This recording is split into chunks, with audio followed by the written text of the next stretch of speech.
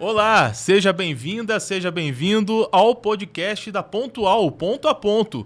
Eu sou Rafael Vasconcelos e ao meu lado aqui Alexandre Araújo e Ale. Puxa vida, estamos juntos. O primeiro, mais um, hein, velho? Mais um aqui, muito bom. É o primeiro da segunda temporada do Ponto a Ponto, né? Dessa segunda temporada que vai estar disponível aí nos nossos canais, né, de comunicação com a galera, as nossas redes sociais. E hoje a estreia com a pessoa... Ninguém menos do que Gabi Araújo. Muito obrigada. Obrigado, Gabi. Obrigada pelo convite para estrear aí essa nova temporada do Ponto a Ponto. Muito bom. Cássio, que legal. Conta pra gente, então. Fala um pouco da sua história, conta pra gente aí. Tá bom, gente. Eu sou a Gabriela Araújo, muito prazer, para quem não me conhece. Eu sou jornalista, sou comunicóloga, falo que por paixão, assim, adoro conversar, me comunicar, contar histórias, ouvir história, conectar pessoas. E sou especialista em diversidade, equidade e inclusão, é onde eu tenho trabalhado aí nos últimos 5 anos. Fiz uma transição de carreira para esse tema, onde eu me encontrei, me realizei. E hoje eu sou consultora, então eu apoio aí as organizações a avançar com esses temas. Eu falo que tirar esses pontos do papel e levar eles para a prática de maneira, de fato, inclusiva, né? E dando condições de trabalho e oportunidades de maneira equitativa também para todas as pessoas. É nisso que eu acredito. Ô, Gabi, agora você está me falando assim, de duas coisas assim, extremamente difíceis, tá? Que você falou agora, você está com essa carreira de consultora, né? Uhum. Eu tenho 25 anos de empreendedorismo, então você está com a frente de ser empreendedora e diversidade e inclusão, que vamos ser certos, não é um tema difícil. Né? Sim, tanto é que sim. precisa da sua consultoria e muito, né? As empresas precisam. Então, como é que é enfrentar esses dois desafios? O que te trouxe para esses dois A desafios? gente gosta pouco de desafio, né? Bom, Eu fiz uma transição de carreira não planejada. Então, na empresa onde eu estava anteriormente, eu entrei para trabalhar com comunicação interna, né? Eu sou jornalista, como eu falei, trabalhei 15 anos com comunicação interna. E depois de uns 5, 6 meses que eu estava lá, teve a oportunidade de eu migrar para a área de diversidade, que veio para a gerência que eu trabalhava. E aí a minha líder, na época, eu sempre falo que ela acreditou em mim antes mesmo de eu acreditar. Acho que ela entendeu que eu tinha ali um perfil que faria sentido para aquela oportunidade e me deu a chance de ficar com a cadeira ali, na época, de coordenação da área de diversidade. E aí eu me encontrei ali, eu vi o quanto fazia sentido e o quanto eu podia juntar muito do meu propósito. E eu falo que da Gabi CPF, atuar no CNPJ com alguma coisa que eu sempre gostei. Né, que foi essa relação, que é essa relação humana. E aí, enfim, 5 anos se passaram. Em 2022, eu fui mãe. Então, tive ali meu filho, saí de licença maternidade, retornei da licença. E 1 ano e meio depois, eu entrei para as estatísticas, né, de mulheres. Hoje a gente tem pesquisas que mostram que quase 50% das mulheres estão fora do mercado de trabalho em até 2 anos depois que são mães. Né? E aí eu entendi isso como um recado ali da vida, até uma oportunidade.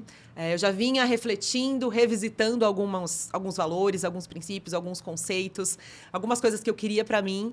E esse foi o momento ideal para que eu entrasse, então, nessa jornada aí de empreendedorismo, trabalhando com um tema que eu gosto, que eu acredito, que eu sei da importância das empresas ainda se especializarem, ainda ter pessoas dispostas a trabalhar isso de maneira coerente, né? Para que não fique só no discurso, para que a gente consiga, de fato, mudar, fazer uma transformação, uma evolução cultural. Porque quando a gente fala de diversidade, é disso que a gente está falando dentro das companhias. Não é uma mudança que acontece do dia para a noite, né? Então, eu empreendi. Resolvi aí entender esse momento da vida como uma oportunidade, de fato, de buscar esse caminho que vai me trazendo, e já tem me trazido muitas oportunidades como essa, de estar aqui com vocês, mais flexibilidade, mais oportunidade de vivenciar e de viver aquilo que eu acredito e que eu valorizo. E que foi muito alterado depois da maternidade também. Eu acho que a maternidade me trouxe muitas mudanças, e essa foi uma delas, com certeza. Essa veia da diversidade sempre teve com você? Foi algo que, antes de você chegar numa empresa, te colocarem numa área, você já sabia? Era algo que você já esperava o que você tinha pela frente ou não? Você chegou e falou, cara, é um desafio que eu não conheço. Foi um desafio. Tanto que eu lembro quando a minha gestora me ofereceu a cadeira, eu falei, eu não sei nesse tema. E ela falou, não, eu confio que você vai conseguir desenvolver. Porque eu sempre tive essa relação com pessoas muito forte, né? E aí eu tinha muito uma pegada de responsabilidade social. Então, sei lá, eu sempre fiz trabalho voluntário. Eu fui voluntária, coordenadora de grupos voluntários grandes durante muito tempo. Eu sempre tive essa preocupação genuína com o bem-estar das pessoas, com as pessoas se sentirem pertencentes ao meu time, à minha equipe. Eu sempre tentei ser uma gestora muito próxima. Eu acho que foram essas características que levaram ela a entender, na época, que eu seria capaz de assumir uma área de diversidade. Mas eu tive que correr muito atrás de conhecimento, né? Porque existe uma falácia, talvez, ou uma ingenuidade de achar que você não precisa ter conhecimento técnico para atuar nessa área. E você precisa ter muito conhecimento técnico. Você ser pertencente a algum grupo subrepresentado é muito bacana, é muito importante, mas você precisa estudar sobre todos os outros. Porque quando a gente está numa área de diversidade, a gente não trabalha só questões de gênero, só questões de raça, a gente trabalha todos os grupos. Então, a gente precisa ter conhecimento sobre esses temas. E eu estudei bastante, eu fui atrás de muita gente. Eu lembro que assim que eu assumi a cadeira, eu postei um post lá no LinkedIn, tipo, me ajudem, estou assumindo esse desafio. Quem eu devo seguir? Com quem eu devo me conectar? Porque eu não tinha ainda essas referências teóricas. Né? A gente tinha um conhecimento ali raso do dia a dia. E aí, a partir disso, eu fui me aprofundando, fui me conectando com essas pessoas, acompanhando, né, produção de podcast, de material, livro, fiz cursos, tudo isso para, de fato, ir me tornando mais especialista tecnicamente, como qualquer área do negócio. Né? Em qualquer área do negócio, a pessoa precisa ter conhecimento técnico para estar ali executando bem a sua função. E aí, eu acho que foi a soma desse lado pessoal com esse conhecimento técnico que veio me levando até aqui. E essa abertura aí é essencial, né? Até para quem quer aprender mais sobre diversidade, você ter esse conhecimento. Falar, olha, eu não sei... Quero aprender, quero ir atrás. Você foi no LinkedIn, foi na rede social, perguntou. Eu acho que essa questão da vulnerabilidade é importante. E aí, para todas as cadeiras, né? Eu acredito muito em a gente ter liberdade para falar que a gente não sabe. A gente não precisa ter resposta para tudo. A gente precisa estar disposto a aprender, né? E a gente precisa ter essa liberdade e essa humildade de falar que algumas coisas a gente não sabe, né? Mas que eu vou correr atrás do conhecimento. E aí, o que você vai fazer depois que você tiver o conhecimento, aí já é sua responsabilidade, né? Não adianta também a gente errar e falar, ai, mas, poxa, você já foi atrás, você já sabe, você já conhece, você continua errando. Essa sua ação pós é muito importante também. Mas eu entendo que a vulnerabilidade de assumir que a gente não vai ter todas as respostas e que eu não tenho todas as respostas hoje, com certeza, longe disso, é muito importante para a gente executar nosso trabalho. Bacana. Bom, necessariamente você trabalha muito com sentimentos, né? Você não é uma área financeira, né? 2 × 2 = 4, você chega lá e apresenta uma planilha para a empresa. Tudo que você fala é muito sentimental, não é? Eu queria saber como é que é se envolver com tudo isso. Eu acho que tem 2 lados, Ale. É importante a gente ter essa questão numérica. Então, eu nunca mexi tanto em planilhas quanto na área de diversidade. Porque justamente por a gente estar falando de uma transformação cultural, de um tema que envolve crença das pessoas, envolve muitas vezes a forma com que essas pessoas foram educadas, né? Eu brinco sempre, falo, cara, às vezes eu tô vindo aqui falar que alguma coisa que a sua avó te ensinou não faz mais sentido. Que é coisa mais fofa que vó, que te ama, que te ensinou aquilo com o maior carinho, mas você precisa refletir que talvez não faça sentido aquilo que ela te falou hoje em dia. Então, tem essa questão um pouco de sentimento, esse lado mais humano. Então, por isso é tão importante a gente também saber lidar com os dados, porque contra fatos não há argumentos. Então, eu preciso saber mostrar a evolução dos meus projetos de diversidade, eu preciso estar sempre atenta aos meus percentuais, dos meus grupos subrepresentados, né? Quais são as minhas metas, onde eu quero chegar, quanto eu preciso crescer ano após ano, período após período, e aí sim ir criando as minhas estratégias, como é que eu vou fazer para isso acontecer. Mas a gente precisa ter muito essa questão matemática, vamos dizer assim, essa questão de análise de dados é importante para o sucesso de uma área de diversidade. E é um equilíbrio, às vezes, difícil da gente conseguir, porque, ao mesmo tempo, é um trabalho muito artesanal. Né? A solução que eu tenho para um tema aqui, para uma pessoa, não vai ser a mesma que eu vou dar para outra. Às vezes, um recurso de acessibilidade que uma pessoa com deficiência precisa vai ser completamente diferente de outra que talvez tenha a mesma deficiência que ela, né? Mas que precisa de outro ajuste. Ou uma questão de gênero, de raça. É artesanal o trabalho de diversidade. Eu falo que é sempre 1 a 1 e, ao mesmo tempo, ele não pode deixar de ser estratégico. Precisa estar muito alinhado com a estratégia do negócio. Então, você precisa ter essa visão 360. Onde é que eu quero chegar? Onde é que minha empresa quer chegar? Que papel a minha empresa representa? Quem são os meus consumidores? Quem são as pessoas que eu tenho atraído ultimamente para trabalhar comigo? Eu preciso mudar esse cenário? Eu preciso ampliar essa visibilidade? Eu preciso trazer mais gente diversa? Como é que eu faço? Como é que eu, como área de diversidade, posso apoiar? Que ganho eu posso trazer para o negócio? Financeiro, né? O que eu posso fazer aqui? Que tipo, sei lá, de empréstimo eu posso atrelar as minhas metas de diversidade para que a empresa consiga, talvez, um dinheiro aqui com uma taxa de juros diferenciada, porque eu tenho compromissos de diversidade, de ESG, isso já acontece hoje em dia. Né? E tudo isso vem de um trabalho de diversidade bem feito, que precisa unir essa parte humana com essa parte estratégica sempre. Senão ele vai acabar ficando ali de uma maneira muito superficial e ele não vai, de fato, se entranhar ali na estratégia mesmo do negócio, que é onde essa área precisa estar, né? Tá. E quando se fala em diversidade, acho que a primeira noção de quem não tem noção é falar de gênero, né? Acho que diversidade geralmente é só gênero, né? Mas não é só isso, né? Eu queria que você explicasse para a gente assim, aonde que abrange aí os grupos, né? Tem vários. Tem vários. Quando a gente fala de diversidade, muitas empresas trabalham ali com pilares, né? E aí entre esses pilares a gente tem pessoas com deficiência, tem as questões de gênero, e aí é importante ser questões de gênero, não é falar sobre mulheres, né? Porque equidade de gênero envolve homens e mulheres, a gente precisa de todo mundo ali nessa construção. Tem as questões de raça e etnia, o público LGBTQIAPN+, tem as questões de religiosidade, que estão vindo com bastante força, de gerações, que é um tema que ainda precisa ser bastante explorado. E quando a gente para observar ali o envelhecimento da nossa população, é um tema que vai estar muito forte dentro das companhias, né? As pessoas estão trabalhando lá cada vez mais, até cada vez mais idade, como é que as empresas estão se preparando para receber, para manter essas pessoas dentro dos seus quadros. Até a questão de cultura, então de multiculturalidade, então empresas multinacionais ou as pessoas em situação de refúgio, que vem sendo um tema também que vem crescendo bastante a discussão e as ações, né, frente a todo o cenário internacional, e que a gente tem recebido bastante essas pessoas aqui. Tem questões de gordofobia. São muitos os temas que podem ser trabalhados. E aí depende muito do cenário, depende muito de cada empresa. Algumas vão potencializar mais ou menos determinadas discussões frente ao mercado, frente ao público interno que ela tem, as questões que ela tem vivido ali, né? Isso tudo, sem dúvida, tem uma relação direta com a própria sobrevivência das empresas, né? Com certeza, com certeza. Tem muitas pesquisas que falam, né, sobre os ganhos que uma equipe diversa traz para as companhias. E aí a gente está falando em termos de inovação, porque quando eu tenho gente diferente, com histórias diferentes, que vieram de lugares diferentes, muito provavelmente vão ter soluções diferentes. Vão ter pontos de vista diferentes de determinados problemas e vão conseguir construir coisas novas. Melhora de clima organizacional, retenção de colaboradores, né? E a gente sabe o quanto contratar, treinar, desenvolver e perder gera de custo para as companhias.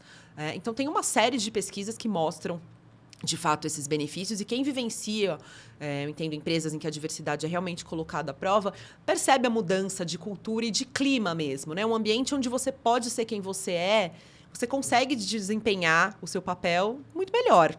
Acho que isso é muito nítido, assim, né? Um ambiente que eu não preciso ficar vivendo um personagem, né? Em que se eu sou uma pessoa do grupo LGBT, eu não preciso inventar uma história para contar como foi o meu final de semana, porque eu não posso contar a verdade. Se eu não gasto energia para ser outra pessoa, posso focar minha energia ali nas minhas entregas, em novas soluções, né? As relações são muito mais fortes e com construções muito mais verdadeiras, e isso acaba impactando o resultado dos negócios, com toda certeza. E como fortalecer isso numa época que a gente fala tanto assim de lacração, né?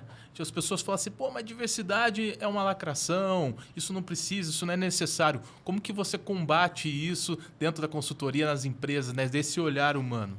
Sim, eu acho bem importante essa pergunta, porque a gente tem lacração, às vezes, de muitos lados e de muitos temas, né? É mimimi, é muito normal a gente falar, é mimimi, né? Hoje em dia tudo é mimimi, não pode falar nada, né? Todo mundo fica ofendido. E a gente costuma dizer que tá ruim para você, né? Nossa, que pena, porque para muitas pessoas agora é que tá bom. Essas pessoas que nunca foram ouvidas, que nunca foram escutadas, que nunca foram respeitadas, agora elas se sentem respeitadas. Será que realmente isso tá ruim para você? A gente ter mais gente se sentindo representada e respeitada, tinha que ser alguma coisa ruim? Né? Talvez você só precise repensar ali o tipo de piada que você faz, o tipo de humor que você consome, né? Mas a gente está conseguindo colocar cada vez mais gente numa situação de conforto, no sentido de poder ser quem são, né? Eu não vejo como isso pode ser ruim. E muita gente fala, a diversidade é uma onda. Não entendo que seja uma onda.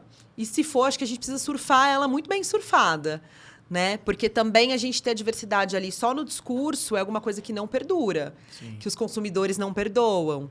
Né? Que os próprios colaboradores, hoje em dia, a gente vê cada vez mais as pessoas interessadas, desde o processo seletivo ali. Como é que vocês tratam esse tema? O que vocês trabalham com questões de diversidade? Né? Tem muita gente que já pergunta isso ali, que faz essa sondagem no momento de entrar dentro da empresa. Né? A gente não quer ter sempre os melhores talentos dentro da nossa companhia, então a gente vai precisar trabalhar isso também para atrair, para reter eles aqui dentro. Então, tem muitos caminhos que a gente pode levar, e aí depende muito de onde vai tocar ali. Eu falo, né? Com quem que a gente vai falar? Essa pessoa a gente precisa tocar pelo coração? A gente vai tocar por onde? Pela razão? Pelo bolso? Tem muitos caminhos que a gente pode percorrer. Totalmente. Né? Para trabalhar esse tema. Eu tenho algumas colegas, inclusive conhecidos, né, clientes da Pontol, e eu já ouvi de uma delas que quando o tema é diversidade, ela entra na reunião muda e sai calada. Não é por má vontade dessa pessoa, conheço ela há muitos anos, não é por má vontade, é por falta realmente de conhecimento e de segurança para poder até fazer um questionamento às vezes. Né? Eu queria que você me colocasse como que está essa questão de diversidade com as lideranças das empresas. Você tem sentido uma evolução ou você tem um trabalho específico em cima disso, desse nível, né, de pessoas que são as pessoas que vão trazer escalonar essa cultura, né? Dar o exemplo. Essa pessoa precisa da Gabi Araújo na vida dela. Claro. É fundamental, e aí esse é um dos grandes desafios de diversidade dentro da companhia, né? É a liderança estar realmente engajada. Engajada no sentido de, eu sei que diversidade é importante, traz resultado. Não, eu estou partindo do princípio que todo líder hoje já entendeu que diversidade vai impactar seus resultados, inovação, tudo isso que a gente já falou. Mas a gente precisa de uma liderança que, de fato, esteja engajada no sentido de ir atrás de conhecimento, para se sentir detentora de conhecimento suficiente para conseguir se posicionar numa reunião, num evento. Né? Então, essas pessoas precisam, de fato, conhecer mais sobre o assunto, se sentirem preparadas. Porque quando a gente desconhece ou quando a gente tem receio de falar alguma coisa, a tendência é essa, natural do ser humano. A gente se afasta. Né? E aí, quanto menos a gente discute, menos isso se torna um tema recorrente, menos ele vai ficando fluente ali no nosso ambiente, menos a gente avança. Ou então, a gente corre o risco de falar alguma coisa errada. E esse também é um medo muito recorrente entre os grandes executivos. E a gente tem um monte de exemplos de executivos que falaram coisas que foram, né, malditas ou mal interpretadas, tiradas do contexto, enfim, mas que causaram uma série de crises ali de imagem para as companhias. Então, é fundamental que essa liderança se sinta, de fato, preparada. E ela só vai sentir isso se ela se debruçar sobre o tema. Né? Então, a gente precisa, sim, falar de diversidade e precisa ensinar. São coisas que a gente não sabe. A gente precisa de estudo, realmente, para aprender. Muitas dessas lideranças nunca tiveram contato, por exemplo, com uma pessoa com deficiência. Como é que eu vou saber da realidade dessa pessoa? Como é que eu vou saber quais são os desafios? Onde é que eu atuo se eu não for atrás de conhecimento? Então, de fato, a gente trabalha com mentoria, com conversas, com treinamento, para que esses líderes se sintam realmente preparados para entrar numa discussão com conteúdo de qualidade e com segurança, de que não vão falar nenhuma besteira, de que não vão ofender nenhuma pessoa, mas que eles tenham também consciência da importância desse papel deles no processo, porque é algo que precisa ter o envolvimento dessa alta liderança. Né? Não adianta um presidente que fala de todos os temas da companhia e quando chega para falar de diversidade, ele vai chamar o pessoal do RH para falar.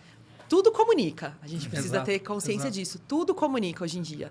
Né? Então, o tema de diversidade, se ele for colocado como estratégia do negócio, ele precisa estar ali no mesmo nível. Eu preciso saber falar de vendas, eu preciso saber falar de lucro, eu preciso saber falar de diversidade. E isso ele só vai ter realmente estudando, dedicando ali um tempo para aprender, para estar conectado, atualizado. E aí ele precisa estar aberto também a isso, né? Ter essa predisposição ali para saber que a gente, mais uma vez, vulnerabilidade, a gente não sabe tudo. Algumas coisas a gente vai ter que ir atrás para entender. Dá para dizer aí os maiores erros que as pessoas cometem hoje em dia, não só nas empresas, mas na questão de diversidade, para alguns grupos? A gente tem questão forte de capacitismo, que é o preconceito contra pessoas com deficiência. Então, é a gente duvidar da capacidade delas, sem ao menos entender se elas conseguem ou não fazer determinada tarefa. A gente já previamente entende que ela não vai conseguir. E isso acontece também muitas vezes porque a gente mede as pessoas com a nossa régua.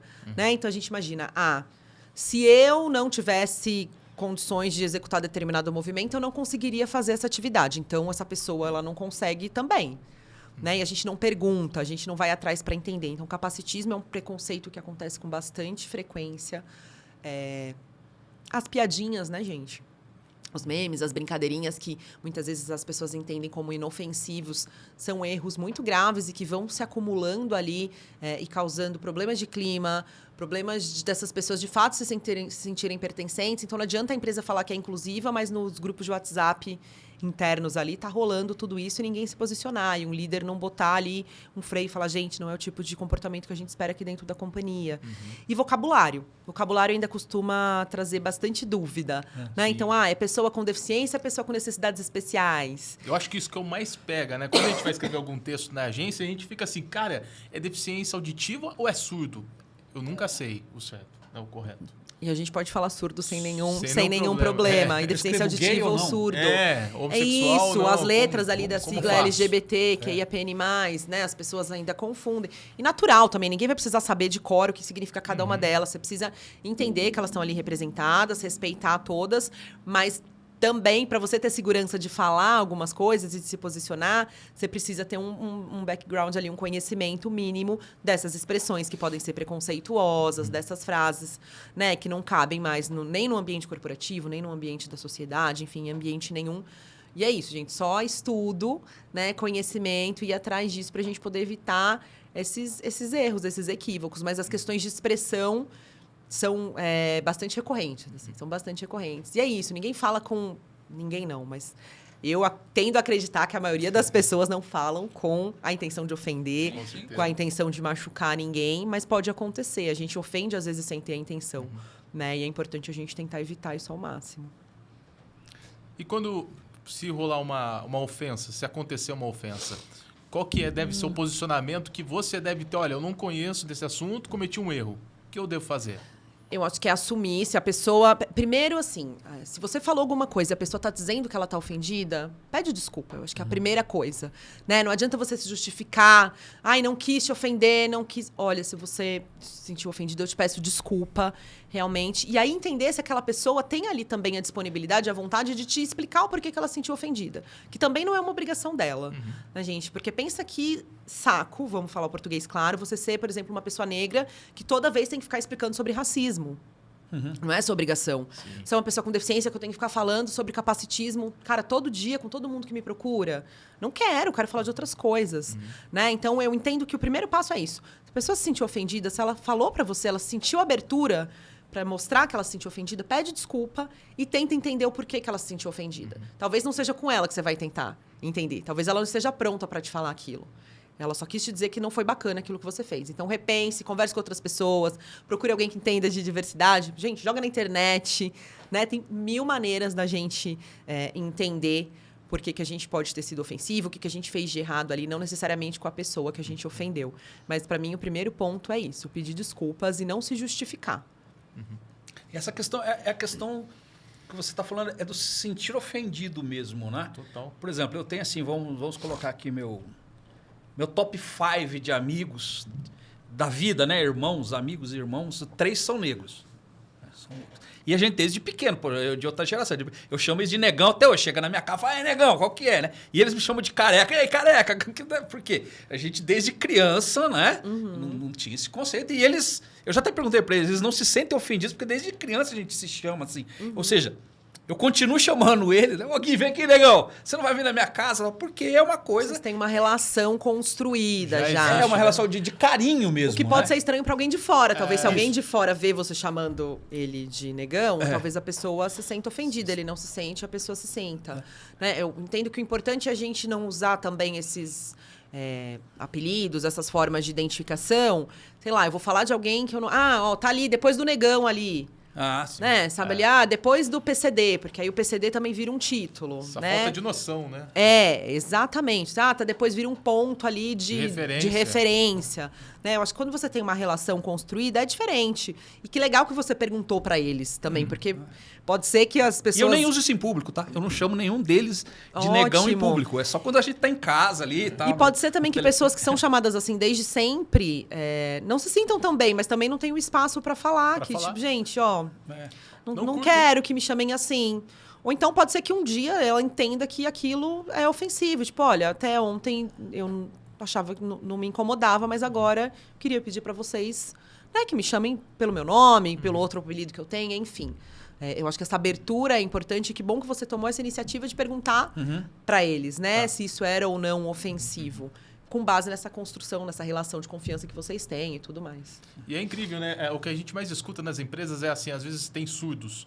Aí falam assim, ó, nossa, nossos colaboradores têm um medo de chegar no surdo. Como que eu vou reagir? Como que eu vou falar com essa pessoa, me comunicar sendo ele surdo? Eu não consigo, eu posso fazer algo de errado, né? Então tem muito disso no dia a dia. Como resolver isso, né? Dessa forma, né? Quando a gente fala da comunidade surda, primeiro é importante a gente entender que tem muitas pessoas surdas que fazem, por exemplo, leitura labial, porque é uma tendência que existe, às vezes, de achar que a pessoa surda vai se comunicar em libras, automaticamente. Né? Isso já aconteceu em situações que eu passei, tipo, vai ter entrevista com uma pessoa surda, chama o intérprete de libras. Chamamos, chegou lá, a pessoa não se comunicava em libras. Então, não é uma coisa automática. Né? E aí, especificamente da comunidade surda que se comunica em libras, é importante a gente entender que a pessoa alfabetizada em libras, por exemplo, ela foi alfabetizada na língua brasileira de sinais, ela não foi alfabetizada em português. Libras é a língua dela. E aí, a construção verbal, por exemplo, da libras é diferente da nossa. Né? Se em português eu falar, eu vou para minha casa, em libras eles vão usar eu, casa, vou. Né? É mais direta a comunicação, mais assertiva, e a construção verbal é diferente. Então, às vezes, acontece isso de ter medo ou de achar que eles são muito ríspidos. Não é que eles são ríspidos, é que a língua que eles foram alfabetizados, a construção, é muito mais direta, é muito mais curta, frases mais curtas. E aí vem outro ponto. Eu escrevo tudo que a pessoa precisa fazer, ela não entende. Não adianta você mandar um parágrafo para a pessoa. Você precisa recortar ali as frases, estruturar melhor, né? Para que ela possa compreender ali, para que se aproxime o máximo possível da língua da qual ela foi alfabetizada. Né? Então, tudo isso você tem formas ali de se comunicar.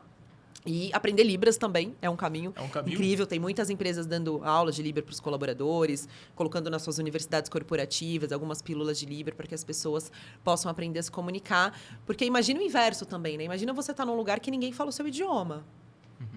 Sim. Né? É o idioma dessa pessoa. Nossa. Imagina você estar num lugar em que ninguém fala o seu idioma. Cria Como é uma que você se barreira. sentiria? Exatamente. E essas pessoas normalmente estão muito dispostas a ensinar também. Se você for ali, né, de coração aberto e pedir algumas dicas, o básico ali, com certeza, elas vão te ajudar a aprender, até para que elas possam se comunicar, conversar ali, ter esse contato com os colegas, né? Gabi, agora conta pra gente. Tem uma história aí de que fez uma rádio no Nossa. presídio. Ficamos sabendo agora no bastidor aqui, né? Que história é essa? História é essa? Voltamos muitos anos aqui com essa história, viu, gente? Olha, caíram vários cabelos brancos aqui, voltei a ser jovem. O meu TCC, eu sou formada em jornalismo, como eu falei, me formei na Faculdade Metodista de São Paulo, e o meu trabalho de conclusão de curso foi a construção de uma rádio na Penitenciária Feminina de São Paulo. Então, eram eu e um grupo de amigas, e um homem, acho que a gente era em 7 meninas e um homem. Na Penitenciária Feminina, a gente ia lá todos os dias da semana. Nós demos aula tanto de construção de roteiro, quanto de narração, né? A aula técnica ali para mexer na mesa de som. Fizemos o investimento, compramos as caixas de som, e fizemos todo o investimento, colocamos nos pavilhões, e a gente tinha um programa ali ao vivo, uma vez por semana, da Rádio Espaço Livre, que era o nome da rádio, que as detentas deram. E foi uma experiência, assim, incrível, tanto de comunicação para a gente que estava se formando ali, mas principalmente uma experiência de vida, muitas histórias compartilhadas ali, entendimento de muitas realidades diversas. Foi uma experiência muito, muito marcante, assim, para a gente como comunicador. Foi incrível. Eu lembro que eu me formei em 2005, entreguei aqui agora a minha idade. A máquina digital estava recém-saída, assim, né? Mais acessível para todos os bolsos. E a gente fez um evento de formatura ali, depois que a gente terminou o curso para elas. E muitas delas nunca tinham visto uma máquina digital. Então, a gente levou as máquinas para tirar as fotos e elas ficaram encantadas, assim. Elas queriam ver, como assim, né? A foto, a gente tirou da máquina de filme. O que é isso? O que está acontecendo? Então, é um encontro ali de realidades muito diversas, né? E muitas histórias impressionantes, assim. Foi algo muito engrandecedor para a gente como profissional, claro, mas como ser humano também. Eu lembro que eu olhava no espelho e falava, cara, quantas pessoas acabaram de sair da penitenciária hoje, ensinando alguma coisa para essas meninas? Tipo, eu e mais 7 pessoas, né? Foi a primeira rádio no Brasil, depois teve até algumas outras que vieram. Foi um trabalho muito gostoso de ser feito. Tiramos 10 com louvor. Olha só. E elas queriam ir assistir a apresentação. A gente não conseguiu, mas elas queriam. Não, a gente vai. Tenta um transporte pra gente. Liberação. A liberação a gente acabou não conseguindo, mas a gente gravou, levou para elas verem também. Depois a rádio perdurou um tempo ainda depois que a gente encerrou o trabalho ali de 1 ano. Mas foi uma mega experiência. A gente tinha detentas que falaram que quando saísse ia fazer jornalismo, porque tinham se encantado ali com as nossas histórias, com o nosso aprendizado. Então, tinha algumas que falavam, eu fazia... Essa, especificamente, ela fazia educação física antes de ser presa. E ela jurou pra gente que quando saísse, ela ia fazer jornalismo com base ali nas nossas experiências. Caramba. E aí tinha todos os perfis, gente, assim. Tinha uma que tinha uma risada muito marcante. A vinheta da rádio era a risada dela. Que a vinheta era Rádio Espaço Livre, só não ouve quem não vive. E aí encerrava com uma super risada. E já aconteceu da gente encontrar com elas aqui fora. Olha lá. De depois, uma amiga do grupo tá num ponto de ônibus e descer do ônibus, uma delas que tinha já cumprido a pena, e aí estava trabalhando e estava voltando ali do trabalho, indo para casa, e encontrou minha amiga no ponto de ônibus, assim. Então, Que legal. Foi muito marcante, realmente. Comunicação e equidade já tava ali, né? Tava Inclusão na veia, praia, já tava na veia, a tava inclusão. nascendo, É verdade. Não caiu aqui de graça. Não. Ok. Legal. Bom. Gabi, muito bom ter você aqui, Obrigada. participando do nosso primeiro episódio, né, Alexandre? Show. Gabi é tudo. Adorei, gente, adorei essa experiência. Já quero vir de novo. Vamos lá. Vamos Mas, marcar. antes disso, passa pra gente, assim, pra quem tá assistindo, quem quer te contratar e tudo, passa, assim, o teu serviço, tá? Onde que te encontra, Redes sociais. quem você atende. Ótimo. Eu estou muito focada, então, em treinamento, em questões de letramento, palestras, em toda a estratégia de diversidade, na verdade, das companhias. Então, se precisarem aí de algum apoio para essa construção, esse desenvolvimento, grupo de afinidade, mentoria de executivo, organização ali desses programas, contem comigo com a minha experiência nesse tema. Estou no LinkedIn, Gabriela Araújo. Instagram super pessoal, quem me adicionar vai ver só fotos do meu filho, né? Então, vamos deixar o lado profissional aqui. Estou no LinkedIn, Gabriela Araújo. Me procurem, vou adorar fazer parte aí dessa trajetória de diversidade da companhia de vocês, porque a diversidade é uma trajetória. A gente já caminhou muito como país, como sociedade, mas a gente tem um longo caminho ainda pela frente e eu estou muito disposta a acelerar essa caminhada. Que ótimo, Gabi. Valeu, Obrigada, viu? viu, É isso aí. gente? Tamo junto. Obrigada.